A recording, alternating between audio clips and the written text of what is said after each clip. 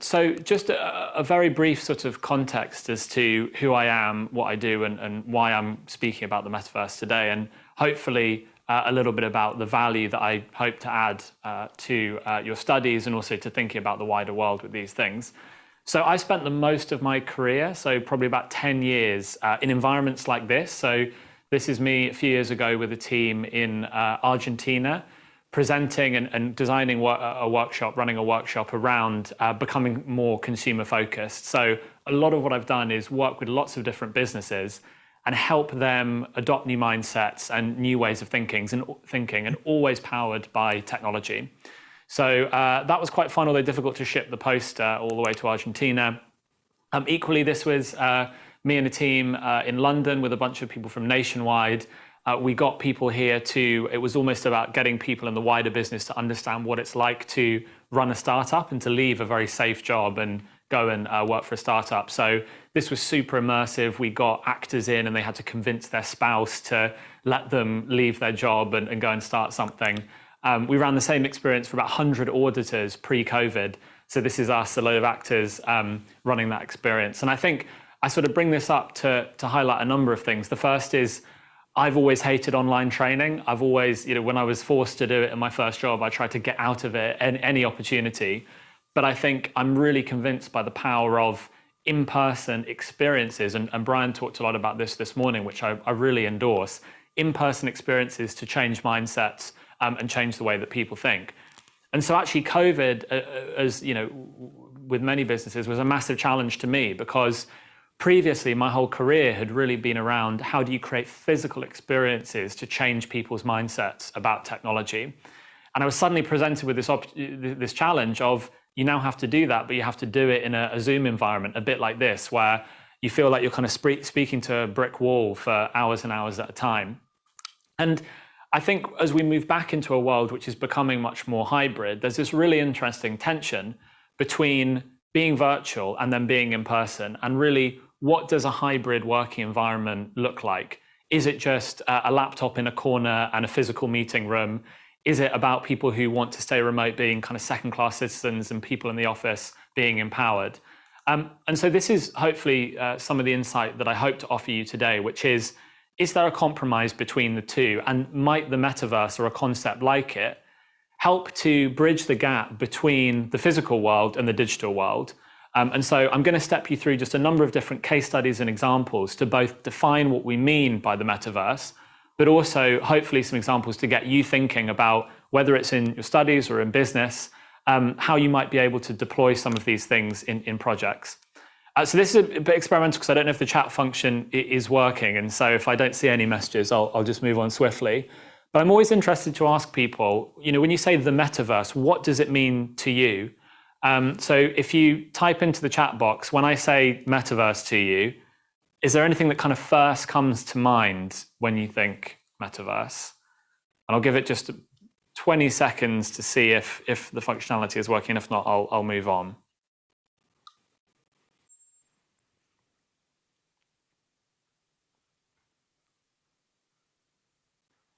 Digital world, definitely. Online assets, interesting. Yeah, so sort of, I think the online assets thing is interesting, that sort of 3D models. And when we come onto the platforms, I think one of the things that's really driven metaverse kind of adoption is the availability of online assets that you're able to use. So yeah, I think those two ones, digital world, online assets, kind of sums it up quite nicely. I think a lot of the time, when you say metaverse, people think of things like cryptocurrency, Web3. So everything from that to VR and lots of stuff in between. And of course, things like Mark Zuckerberg. So I think with the change of the name from Facebook to Meta and commitments of tens of billions of dollars to building the metaverse, Mark Zuckerberg and Facebook, now Meta, have sort of capitalized a lot on this conversation. And I think in conjunction with that, actually there's a lot of dystopian thought around it. So the word metaverse originally comes from the novel Snow Crash, which is a dystopia about the whole world collapsing and people are there, in virtual reality headsets living in their own version of utopia. And I think this to me is a really depressing outlook on the future and not quite an accurate one when we think of a concept like the metaverse, because I've called it the Zuckerverse. what Facebook is creating is very much one part of a much wider ecosystem. And a lot of these tools and metaverse technologies have existed for a long time. And I have a very kind of personal love of these digital worlds, because when I was about kind of 11 or 12, I got incredibly addicted to this online video game. It was called, quite embarrassingly, Dark Age of Camelot, and this is a screenshot of it here. Now, the reason I show you this screenshot is not to show off about my character or the levels, although it was quite impressive. But it's really, I think this slide for me sums up a definition of what the technologies that come together to make the metaverse actually are. So the first is, I think, in any metaverse world, there's this sense of presence. So as opposed to this environment now, so I'm speaking to you, presumably through a screen, you're somewhere looking at a screen and then seeing me. When we're in a metaverse world, you would have a physical digital presence in the environment that we're in now. And so I think presence through an avatar is a really big part, one component part of it. The second is in a 3D virtual world. So you're an avatar, but you're also experiencing a three-dimensional world. There could be trees, sky, could have gravity. It's up to the creator of that world. And then the third component is with others. So it's not just me in a single player game, it's actually me interacting with others, being able to talk to them potentially, being able to see them. And these three key elements, I think, presence in a 3D world with others, I think for me is from what I've seen, the best definition, and it's really the definition that people like Zuckerberg and so on use as well. These three components, if you've got each one of these in a metaverse or in a digital environment, I think it's fair to say that it might be a metaverse. And the thing is, when you get all of those three things together, it does become very powerful. And again, this was something that I experienced very viscerally, because when I was playing that game, I was a druid. And I was playing the game so much that I started to think that I was a druid in real life as well. So this is actually a wand that I bought at about the age of 14, shipped by eBay. My parents were quite worried about it. So I know the sort of the power, and if anyone listening has ever played kind of World of Warcraft or a online game which is very immersive, I'm sure you can probably empathize with that experience. Okay, so let's have a look at each of those three things in turn. And with each, I hope to talk a little bit about why I think the concept is important, but also offer some case studies which should give you some insight into your own projects.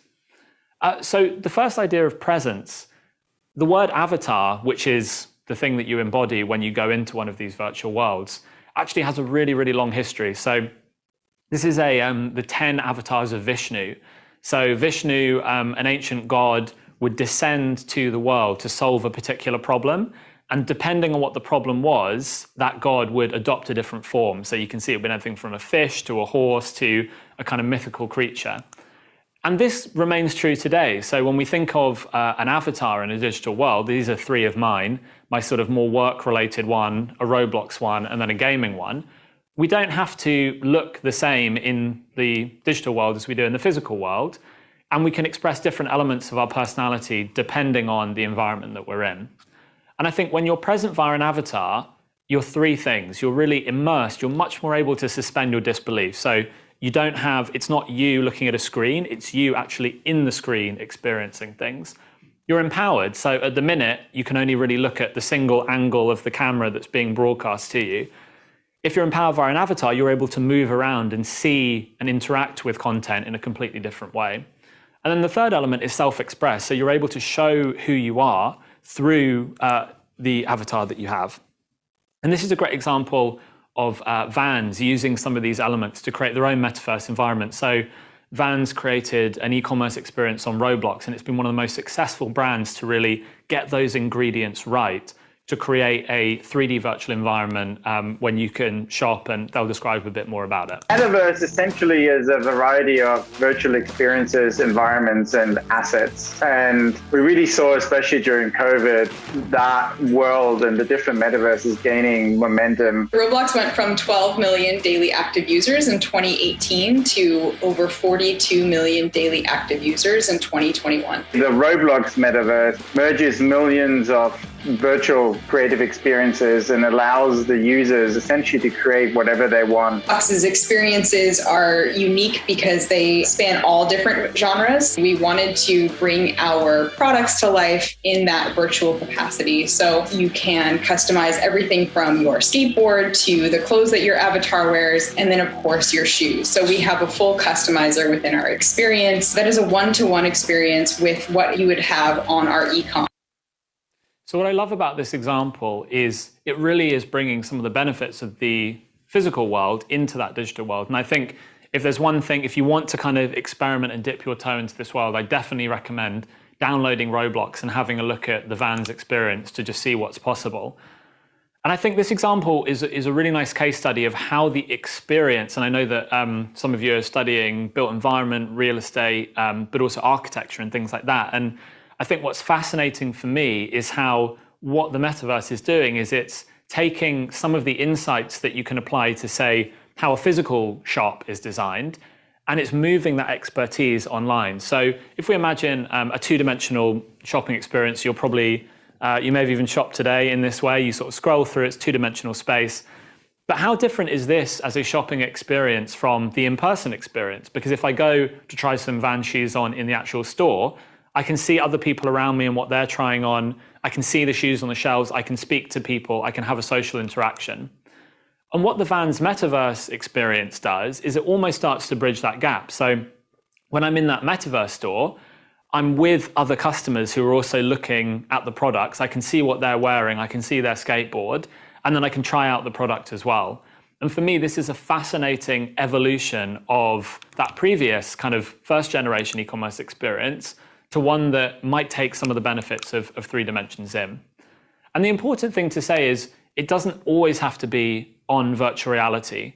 So if you imagine on the left-hand side, if we think of that immersion, yes, you could be very, very deeply immersed in the experience, but also you could be looking at, so the Vans one, for instance, you can access on your phone or your laptop as well.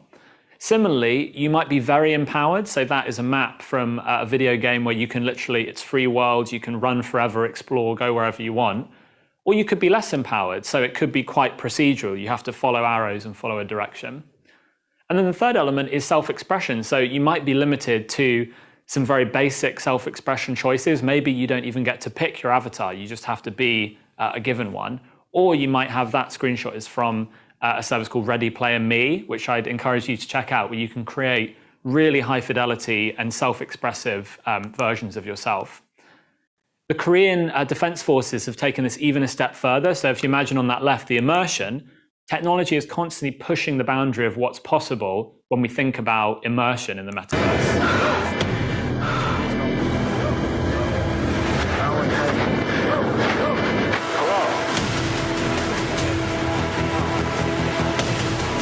They've got, I think, like a tag you can pull.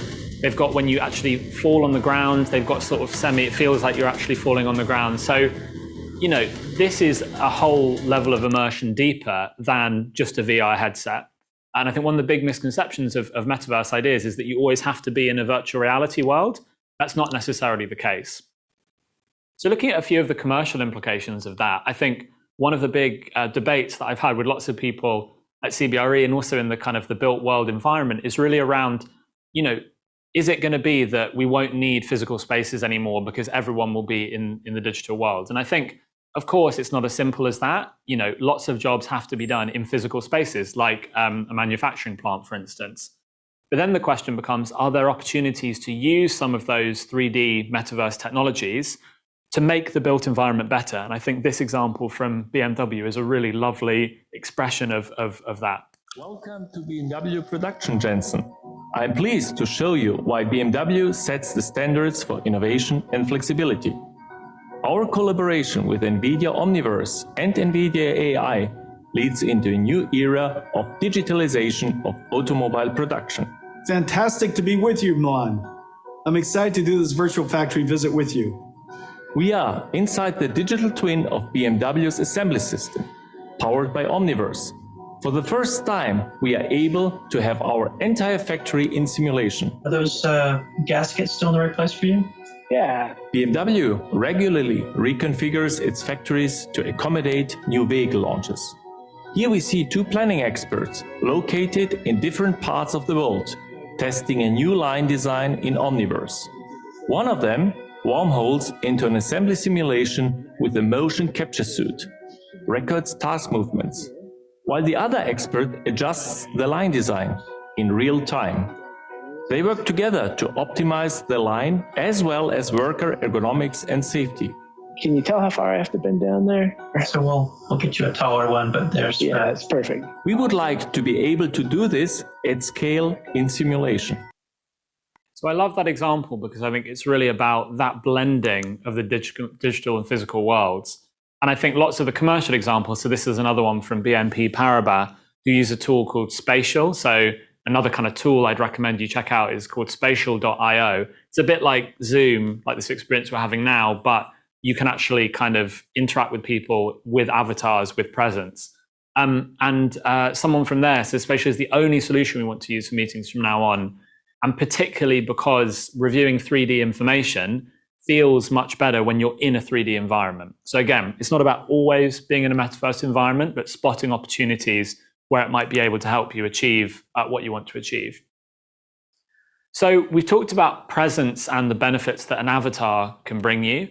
I think the second element is really about creating 3D virtual worlds, because if you're an avatar, you have to physically be somewhere, right?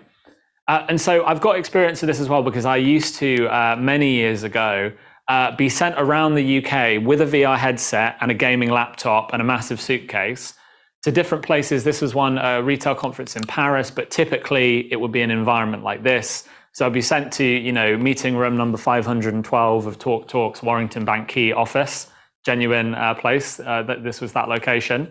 And I transport people to worlds like this. So you put on a VR headset and then they would be on a roller coaster. And more often than not, people would experience things like this. And I don't understand with this example why they didn't take off the VR headset, because normally the first step that I would do, and people genuinely in front of me did this, and I was like, are you joking? Are you playing? They weren't. It's really that immersive.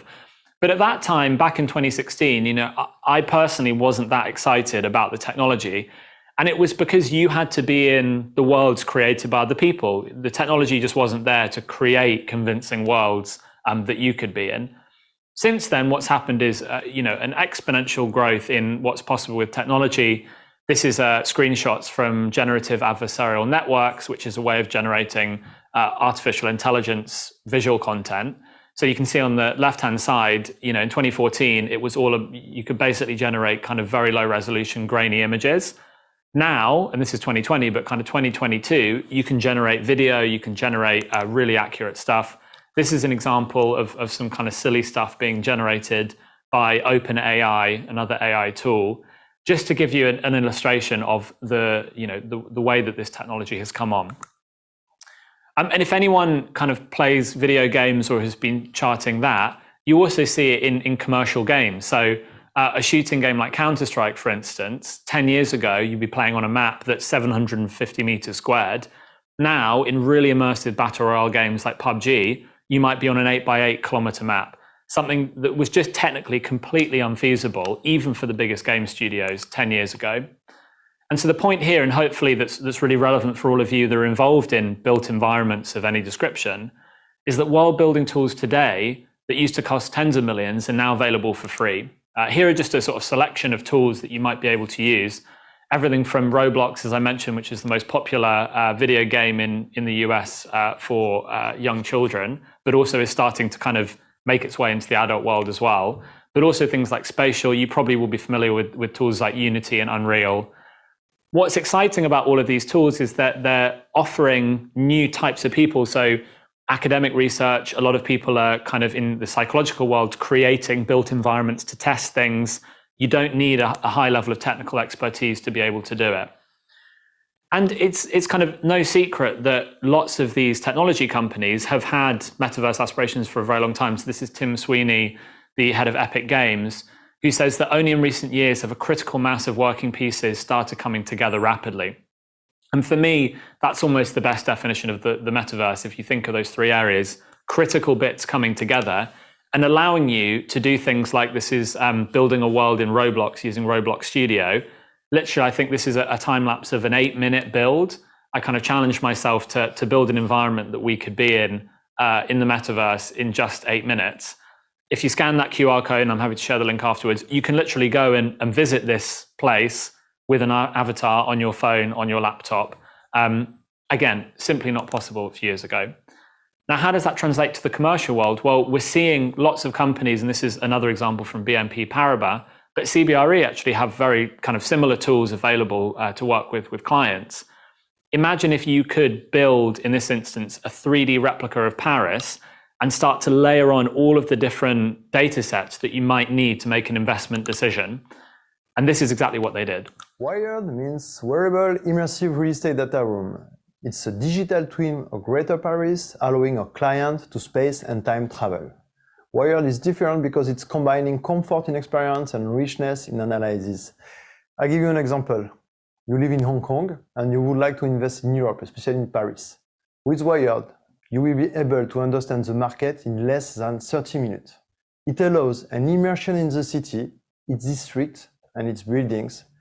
It offers access to the best real estate socioeconomic and contextual information thanks to our internal data, enriched from open data. Its agility makes possible to share targeted prospective analysis, browsing the market without any constraint of place or time. So I love that as an alternative to imagine, you're talking to a client about an investment decision in a built environment. Being able to actually show that client the built environment with all of the data starts to become so much more compelling an experience than seeing slides or a PDF report about it. And lots of brands, not just real estate companies, are taking advantage of this. Hyundai have an incredible experience on Roblox where you can not just drive their new cars, but also you can see mock-ups of the supply chain. So you can literally go to a virtual representation. I mean, I don't think this is a one-to-one digital twin, but you can see the types of, for instance, materials that they use as a mini game where you can gather all the ingredients that you need from places around you. And again, talking about your ESG and sustainability initiatives in a PDF or white paper is quite well-trodden ground, but actually bringing that to life with an experience that you can not just read about Hyundai's ESG strategy, but you can experience it and be in that world, really takes that experience to the next level. And the last example I'll share just on the 3D world building is a lovely one from Societe Generale that took that kind of presenting clients with data in their own branded 3D environment just a step further.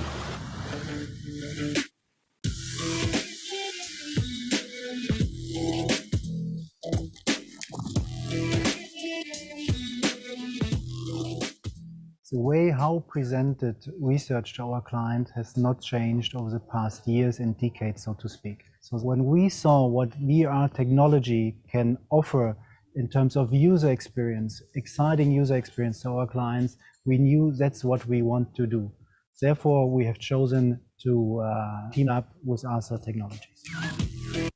What I love about that example is I think when we think of, architects are kind of restricted to the physical world. But when you see if a client came to you with the brief of, we want to create the most compelling space, both virtually and physically, to present clients with the work that we've done, I can definitely see, potentially not today, but definitely tomorrow, the requirement for as much effort to be put into that 3D virtual world as much as the physical 2-dimensional or 3-dimensional world.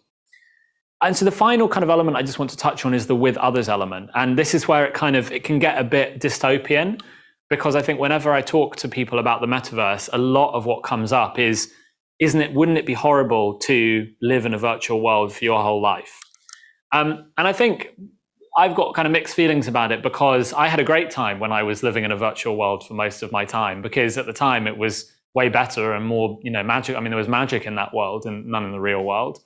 And actually, this is a big tension that you don't have to look too far in society to see. So I found this quote from someone on a gaming chat, which was, if I was 14 again, the only thing I would change would be my character. Don't feel bad about video game addiction. Social interaction, girls' school is not nearly as fun as being part of an online community. So you have that, the really far side kind of, actually games are great, aren't they better than the real life? But then you also have, this is a Mumsnet quote, my children had times when they become addicted to games like Roblox, their behavior changed. However, once I stopped and deleted the games, they went back to being the normal, happy and creative children they are. And it really is this tension between, are we going to equip our children with VR headsets, our children and our clients with VR headsets, and they'll never leave those worlds, or are they going to be running free, playing, having social experiences?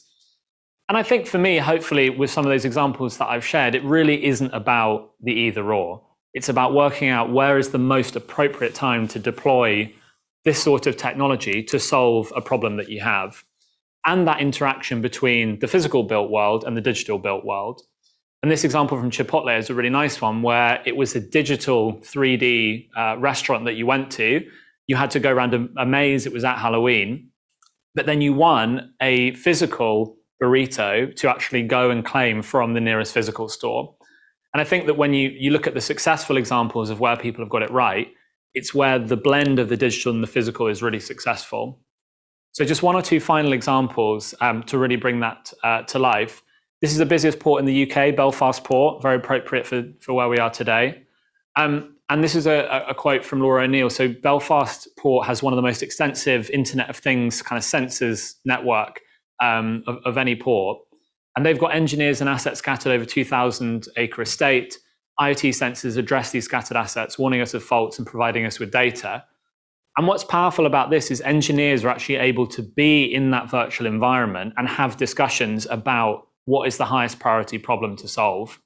And I love this as a great example of fusing the physical and the digital, but really to solve a problem about how can we have open and honest discussions about decisions we need to make.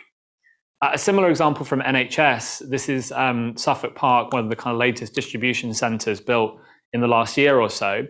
And there, they not only have a digital twin of the built environment, but they also have live sensors which give a literal real-time representation of stock and where it is within the warehouse. And what this means is if you're a consultant, if you're a leadership person, if you're someone going on a training course, you can actually go into a live representation of that environment and get any insight that you need to get without actually having to go there. And again, I think that really starts to show some of the problems that you can solve with some of these technologies. So that's it from me. Hopefully that was a very kind of whistle-stop tour of the metaverse. Just to briefly recap, I think when you think of the metaverse, there's loads and loads of stuff that comes up. But I think there are three key areas. So the presence, think of that avatar. If you've ever created a Bitmoji or an iMessage emoji, a memoji, it's that. It's what's your physical representation in the digital world going to be. The second element is the creation of those 3D virtual worlds. Where might you want to create a 3D world, be it a branded experience, be it a digital twin of an environment that you're in? And then the third element is with others. So this isn't a single player experience. It's really about having multiple parties in that world, being able to converse with them, solve problems and create new solutions. So thanks so much for listening. I really appreciate it. I know it's over lunch, so hopefully you've had something to eat, been eating whilst we've been going. I don't know if we want to do any questions or just end it there. I'm happy with either, but really appreciate your time and hope you have a good rest of your day. Thank you.